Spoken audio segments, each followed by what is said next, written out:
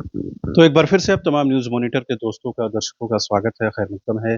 आज 4 फरवरी की तारीख है, मंगलवार का दिन है, लिहाज़ा बहुत सारी खबरें हैं। उन तमाम खबरों की चर्चा करेंगे लेकिन बेहद कम समय में, ताकि आपका बेशकीमती वक़्त जो है, वो ज़ाया ना हो, बर्बाद ना हो। तो सबसे पहले बात करते हैं झारखंड की। आपको पता है कि झारखंड में जो अब तक डीजीपी अनुराग गुप्ता थे, वो प्रभारी के तौर पर काम कर रहे थे। लेकिन कल जो है सरकार की तरफ से जो गठित कमेटी है, उन्होंने रेगुलर डीजीपी के तौर पर अनुराग गुप्ता की नियुक्ति को का जो मार्ग है वो प्रशस्त कर दिया है। वो अब अस्थायी और रेगुलर डीजीपी के तौर पर काम करेंगे। तो ज़ाहिर-सी बात है, झारखंड सरकार ने जो एक नई नियुक्ति नियमावली बनाई है, जिसमें कमेटी रहेगी, वो अनुशंसा करेगी और उस पर सरकार मुहर लगाएगी। उसी नियमावली के तहत जो है डीजीपी अनुराग गुप्ता को जो है ये मौका मिला है और पहली ये नियुक्ति नियमावली के तहत उनकी नियुक्ति हुई है। तो ज़ाहिर-सी बात है, उनके लिए एक बड़ी उपलब्धि के तौर पर है, उनके लिए एक बड़ा दिन है।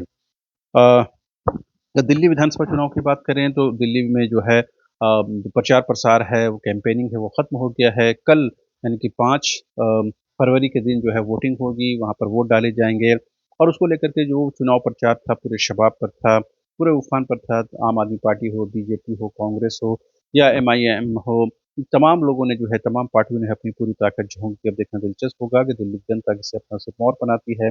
वैसे इस बार माना जा रहा है कि अरविंद केजरीवाल के लिए रास्ता जो है वो हमवार नहीं है, आसान नहीं है। झारखंड की एक बार फिर से बात करें तो आपको पता है कि फिरजी को लेकर के पूरे देश में जो उनके सेंटर बंद हुए, उसको लेकर के छात्रों और अभिभावकों में एक संशय की स्थिति है। रांची सेंटर बंद होने के बाद यहाँ के जो रांची के मैनेजर हैं फिरजी के और उनके चेयरमैन हैं, उनके खिलाफ धोखाधड़ी का केस दर्ज हुआ है।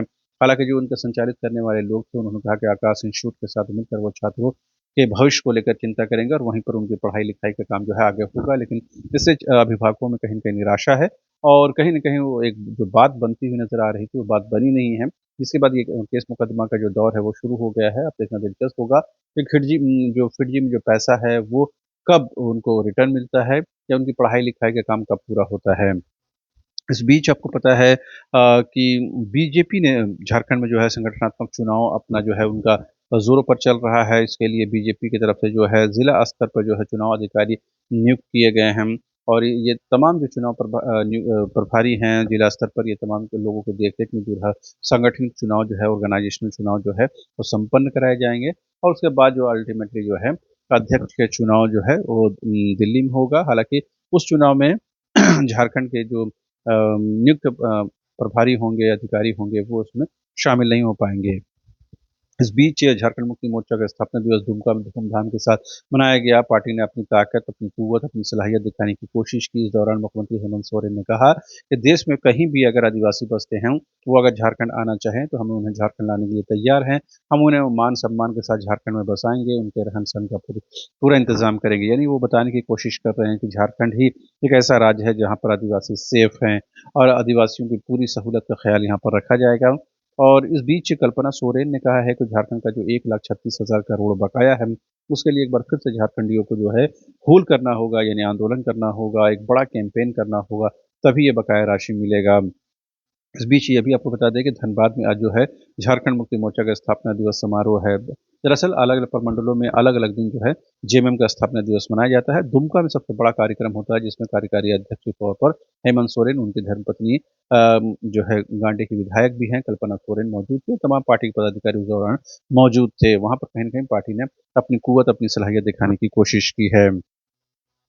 इस बीच कांग्रेस के प्रदेश प्रभारी गुलाम अहमद मीर ने कहा है कि जो लोग पार्टी की सिर्फ परिक्रमा करते हैं, उनको पार्टी जो है पद देने नहीं जा रही है, लेकिन जो पार्टी में सक्रिय भूमिका निभाते हैं, पार्टी उन्हें ही जो पद देगी और उन्हें ही सम्मान से पूरा नवाजेगी। कहीं न कहीं पार्टी ने स्पष्ट तौर पर ये संकेत दिया है कि पार्टी के सिर्फ एक चाटुकारिता और केवल लॉबिंग करने से काम नहीं चलेगा, पार्टी के लिए काम करना होगा, पार्टी के लिए सक्रिय भूमिका निभानी होगी, तभी पार्टी आपको मान-सम्मान और पद से नवाजेगी। कहीं न कहीं ये बताने की भी कोशिश है। पार्लियामेंट में बोलते हुए राहुल गांधी ने कहा कि इस बात को उन्होंने स्वीकार किया कि बेरोज़गारी को दूर करने को लेकर के ना तो यूपीए सरकार कुछ कर पाई है और ना अब एनडीए की सरकार कुछ कर पा रही है। यानी कि ये कहीं न कहीं स्पष्ट तौर पर है कि सेंटर में, केंद्र में जिसकी भी सरकार रही है, उसने बेरोज़गारी दूर करने को लेकर के, युवाओं को लेकर कुछ भी नहीं किया है, जिसकी वजह से बेरोज़गारी दर जो है दिनों-दिन बढ़ता जा रहा है। झारखंड समेत पूरे देश में बेरोज़गारी का क्या आलम है, वो किसी से छिपा हुआ नहीं है। अब राहुल गांधी ने बजट सत्र में साफ तौर पर कहा है, ना तो यूपीए सरकार ने, यानी खुद उनकी सरकार ने, और ना तो एनडीए की वर्तमान सरकार जो है बेरोजगारी दूर करने को लेकर, बेरोजगारों के लिए कुछ कर रही है। एक अंतर्राष्ट्रीय खबर की बात करें तो कनाडा और अमेरिका के बीच जो है तल्खी बढ़ती जा रही है। पिछले दिनों अमेरिका के राष्ट्रपति डोनाल्ड ट्रंप की तरफ से जो टैरिफ बढ़ाया गया, जिसमें मेक्सिको, चीन और कनाडा को शामिल किया गया, उस टैरिफ के विरोध में जो है कनाडा में जो है बॉयकॉट अमेरिका का एक कैंपेन चलाया गया है। और वहाँ पर जो माहौल है वो बिल्कुल अमेरिका के खिलाफ बनता जा रहा है। दरअसल अमेरिका चाहता है कि कनाडा को अपने में शामिल कर लिया जाए, यानी कि अमेरिका का 51वां राज्य घोषित किया जाए, जबकि कनाडाई लोग इस बात को स्वीकार करने को तैयार नहीं हैं। इसी तरह ग्रीनलैंड को लेकर भी डोनाल्ड ट्रंप ने जो है अपनी स्थिति स्पष्ट कर दी है। इसको लेकर के यूरोप में कई तरह की बातें सामने आ रही हैं।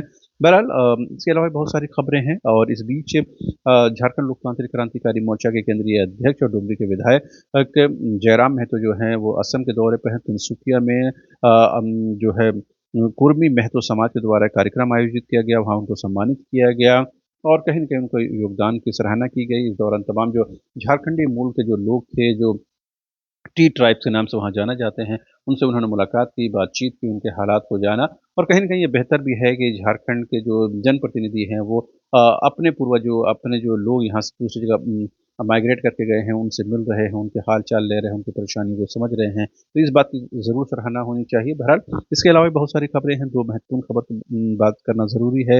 एक तो जेपीएससी में चेयरमैन की नियुक्ति नहीं होना, ये कहीं न कहीं निराशाजनक है। अगस्त महीने से जो है अब तक नियुक्ति का जो इंतज़ार में हैं, छात्र इंतज़ार कर रहे हैं, लेकिन अब तक नियुक्ति की प्रक्रिया पूरी नहीं हुई है। दूसरी तरफ सीजीएल को लेकर 26 मार्च को सुनवाई है, देखना दिलचस्प होगा उसमें क्या कुछ होता है। इस बीच जो अम सहायक आचार्य की नियुक्ति की प्रक्रिया है वो अब बहुत जल्द खत्म होने वाली है, क्योंकि सुप्रीम कोर्ट के डिसीजन के बाद, यानी सीटेट के अभ्यर्थियों को बहाल करने के बाद जो है नए सिरे से रिजल्ट प्रकाशित किया जाएगा, और कहीं न कहीं रिजल्ट का प्रकाशन अप्रैल से पहले हो जाएगा। उसके बाद 24,000 शिक्षकों की बहाली का रास्ता जो है हमवार हो जाएगा, साफ हो जाएगा। देखना दिलचस्प होगा कि सरकार ने जिस कमिटमेंट और जिस वादे के साथ सरकार दोबारा सत्ता पाई है, यानी रोजगार को लेकर के, बेरोजगारी दूर करने को लेकर, उसे किस तरह से पूरा कर पाती है। बहरहाल अभी के लिए इतना ही। आप तमाम दर्शकों का एक बार फिर से शुक्रिया। Thank you so much.